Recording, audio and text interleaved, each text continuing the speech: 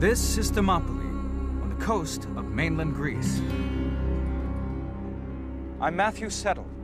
In August 480 BC, a Greek army of only 7,000 men, led by King Leonidas and 300 Spartans, fought here against a 250,000-strong invasion force, led by Xerxes, the king of Persia. At stake, the future of Greek civilization. Now, with new video game technology, you are about to see this great battle as never before. The vast numbers of soldiers, the troop formations, how they fought, and how the battle was won. Get the view the generals wished they had, now, on Decisive Battles.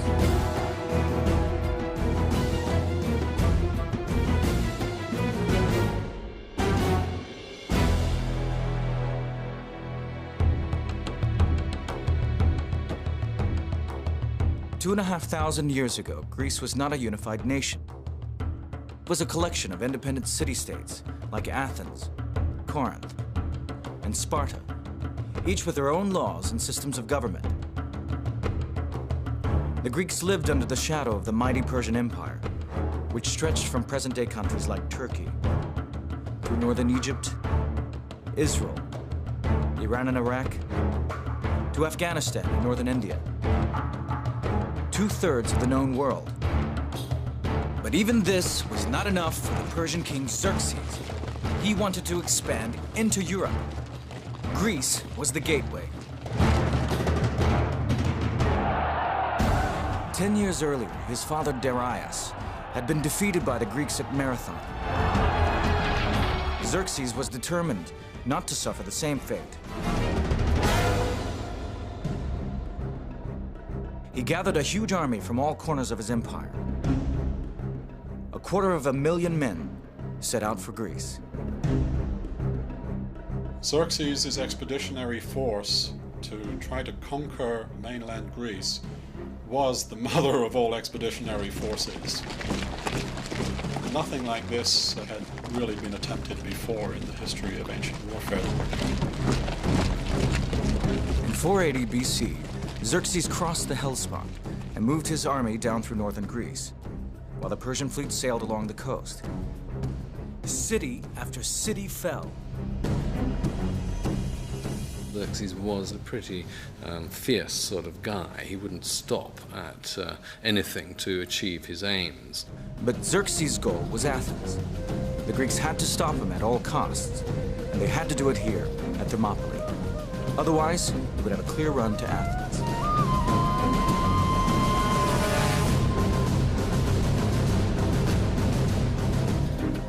Given the configuration of the Greek peninsula, that is where an army of any size has to come down.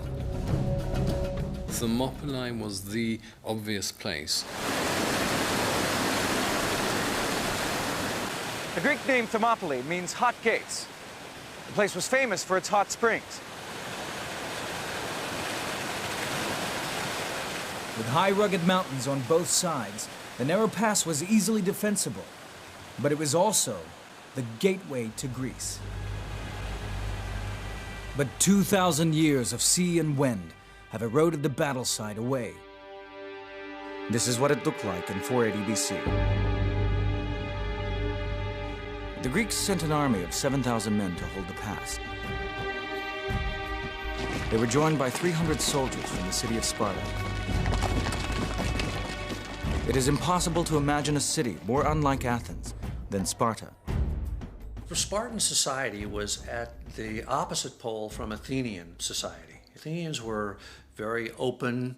The society was wide open to anyone who wanted to come there, and they would share everything with us, whereas the Spartans was a very closed society. Spartans were educated to be soldiers, nothing else. From the age of 7, all Spartan boys trained for war. The army was their life. Even when married, the Spartan men had to live in barracks. They couldn't take up any other trade. They couldn't deal in business or commerce.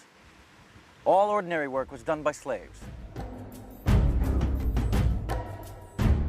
Sparta was a small town. It had no more than 9,000 peers, full Spartan citizens at any one time. So this army everybody knew everybody else. If you were standing in formation, your brother might be over there, a couple of ranks behind. Your father might be over here. Your cousins would be over there. They provided the leadership, they provided the spearhead, they provided the backbone. In every respect, their presence was what made Thermopylae what it was. The 300 Spartans that marched to Thermopylae were led by Leonidas, the king of Sparta. He wasn't optimistic about his chances against Xerxes. For one thing, he had set out during a Spartan religious festival. This was thought to bring bad luck. Also, the Greeks had received bad news from the oracle here at Delphi. The priestess predicted that a Spartan king would have to die before victory was won. Leonidas' wife, Gorgo, asked him what she should do if he didn't return from battle. To which he replied, "Marry a good man, have children."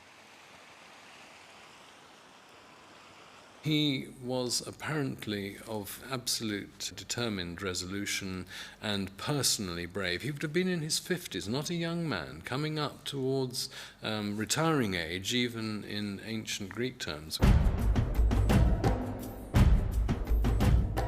The Spartans wore a sculpted bronze breastplate and a helmet designed to terrify the enemy.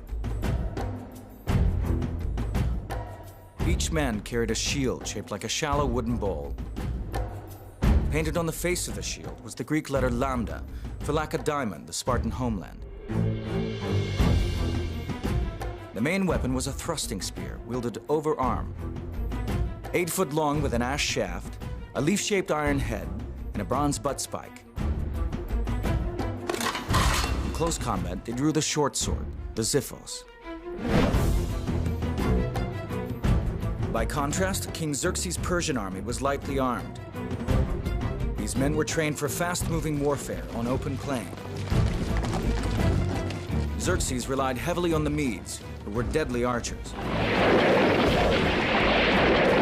The pride of place went to his elite band of 10,000 immortals.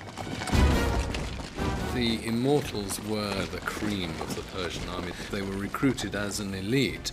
The term immortal was the Greek one, which they used because they believed that every time one of the 10,000 was killed, instantly, in reserve, there was another guy waiting just to step into his place.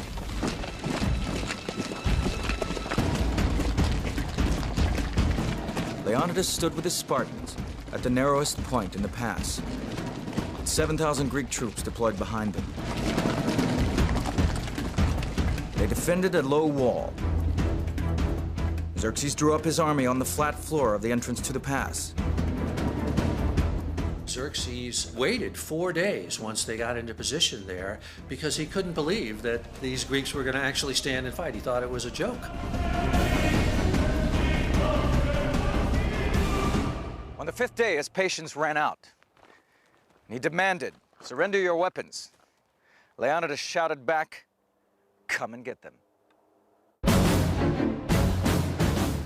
A lone scout rider got sent by the Persians up to where the Spartans were waiting before the battle. And some of the Spartans were out there doing their gymnastics. They were oiled up and they were combing their hair. And the rider it just blew his mind. What were these guys doing? How could they be so blasé? And of course, what they really were doing was psyching themselves up to fight to the death.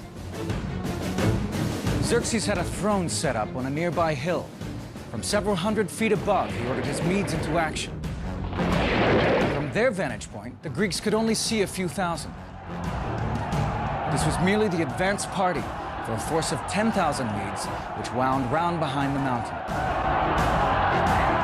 Leonidas held back his Spartans and ordered the Greek troops forward.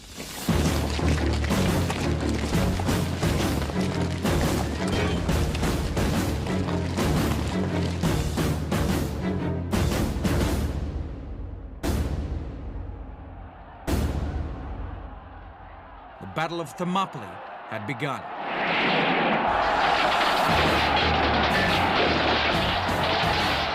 It would not be the walkover that Xerxes imagined. August 480 BC, the Greek army led by King Leonidas and 300 Spartans is facing a Persian army of 250,000 men. The Persian king Xerxes watched in disbelief as 700 Greek troops formed up at the valley entrance. They lined up in a phalanx formation. The phalanx was a forest of spears.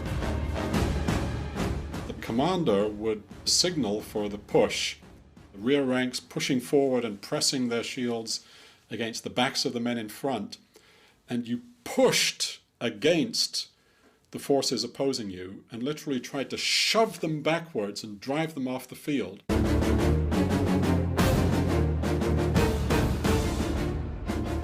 They trained their whole lives for this moment. This phalanx was 18 men deep and 64 across. Their shields overlapped like the scales of a serpent's back, virtually impenetrable. The first three ranks lowered their spears and rolled forward towards the Medes. In contrast to the Greeks, the Medes were lightly armed. They carried light wickerwork shields and spears. Before they advanced, the Mede archers fired a volley into the phalanx.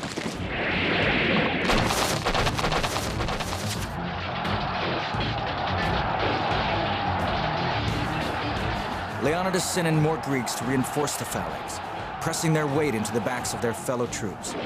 Volley after volley of arrows filled the sky. The Greek infantry had a 3-foot shield. The shields were bronze-faced with maybe 2 inches of oak underneath that. So if you want to think of that as a kitchen cutting board, and how hard you can whack a cutting board with a battle axe and you can't break it. As the Greeks began to tire, Leonidas sent in his Spartan warriors. They advanced in a phalanx formation as the exhausted Greeks ran back. As they would advance, they would be talking to each other and inspiring each other, encouraging each other to advance while these other people are advancing towards you. I mean, as each step got closer and closer, the terror must have been unbelievable. The highly trained Spartans slaughtered all in front of them. The Medes saw that their own weapons were useless, and in desperation began grabbing at the Spartan spears. And now the Spartans drew the Xiphos, and the real butchery began.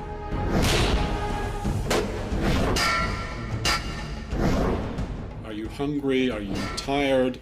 Are you thirsty? Are you wounded? It doesn't matter. You're a warrior and you fight. The confined space made it impossible for the Persians to take advantage of their superior numbers.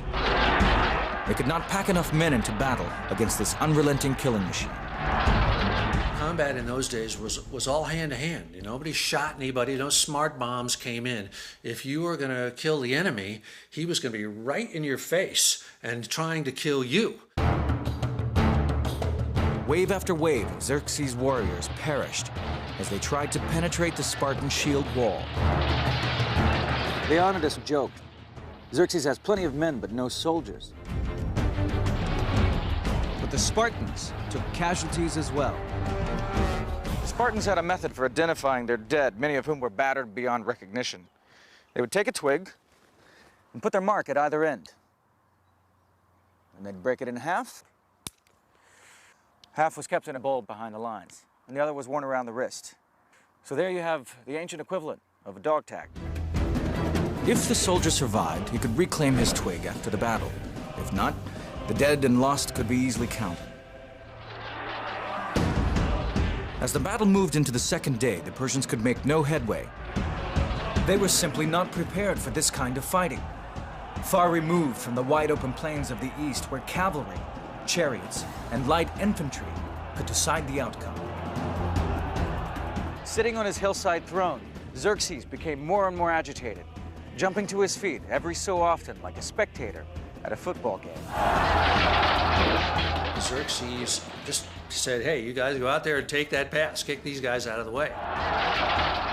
And these lightly armed Medes went up against the heavily armed Greeks, and the heavily armed Greeks kicked their butt. Xerxes decided to play his trump card and send in the immortals. There might have been hundreds of thousands of soldiers on the battlefield, but now the combat was between two fighting elites. 10,000 Persian immortals against what remained of 300 Spartans. August 480 BC. The Spartans had held the pass at Thermopylae for nearly a day and a half. Xerxes had failed to crack their defense. Now he gambled everything by sending in his own personal guard, the Immortals.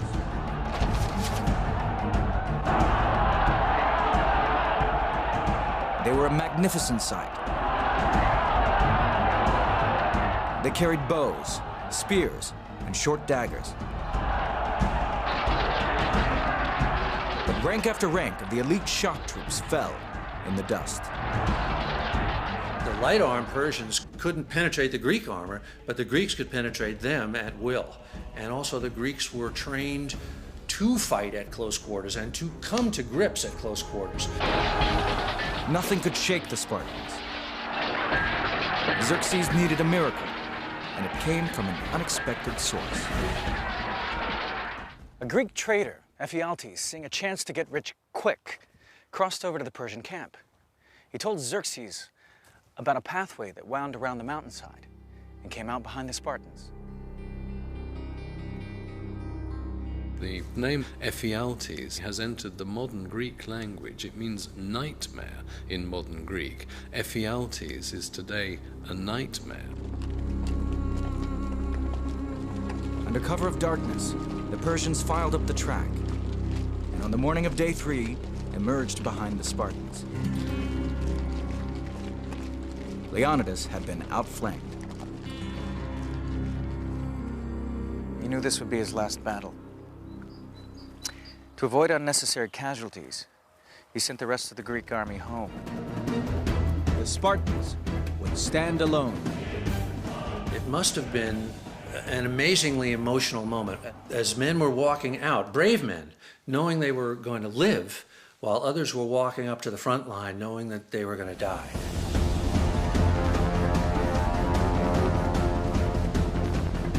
One of the Greeks had warned, the Persians have so many archers that their arrows will blot out the sun. Well said the Spartan Dionychus, we will fight in the shade. This was Spartan wit. And when somebody says something like that, you laugh and fear goes away. Leonidas was more somber. He ordered his men to breakfast, saying, "Tonight, we shall dine in Hades." As the battle recommenced, the Persians closed in from both sides on the tiny band of Spartan survivors. But the Spartans, with nothing to lose, fought like demons. The Persians suffered heavy losses. Then Leonidas fell. His Spartan soldiers rushed forward to save his body from capture and mutilation. The fact that the Greeks fought in the way they did to preserve his body from the Persians at the moment of final defeat again symbolizes how important the position, the status, the role of the king, the leader, actually was. Xerxes now decided to bring this battle to a quick end. He had tried to fight soldier to soldier in the honorable tradition of his Persian ancestors, but he could not break the Spartans. He had lost nearly 10,000 men, including 2 of his own brothers. He decided to withdraw his troops. He would finish the Spartans off at a safe distance with arrows. The Spartans regarded the bow as a weapon for cowards because it killed from a distance. Thousands of arrows rained down on the broken Spartans until not one was left standing.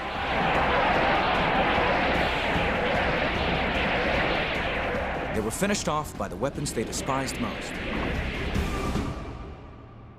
A furious Xerxes ordered his men to find the body of Leonidas, and once they'd found it, to cut off his head and stick it on a pole. The Spartan king had made him pay a terrible price for victory at Thermopylae. 10,000 casualties was a drop in the bucket from such a vast force. But it was a blow to Xerxes and the morale of his army. He was astonished that men would fight for an ideal, the ideal of freedom. Xerxes raced on through Thermopylae to capture Athens, but its citizens and army had already fled. Later that same year, 480 BC, they took to ships and defeated the Persians in a great sea battle at Salamis. Xerxes' grand scheme was in ruins. Had the Spartans not done their bit at Thermopylae, then I think the whole war effort, the whole Greek resistance, would have started to crumble.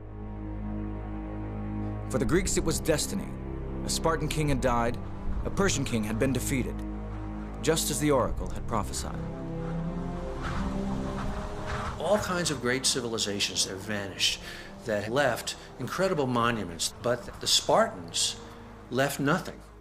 But what they left, just by their actions that one day, is more indelible and is still living today. For the people of Greece, the courage and heroism of Thermopylae had sent a message of hope and pride. The 300 Spartans would never be forgotten. A grateful Greece paid the poet Simonides to compose their epitaph. Go tell the Spartans, stranger passing by, that here obedient to their laws, we lie.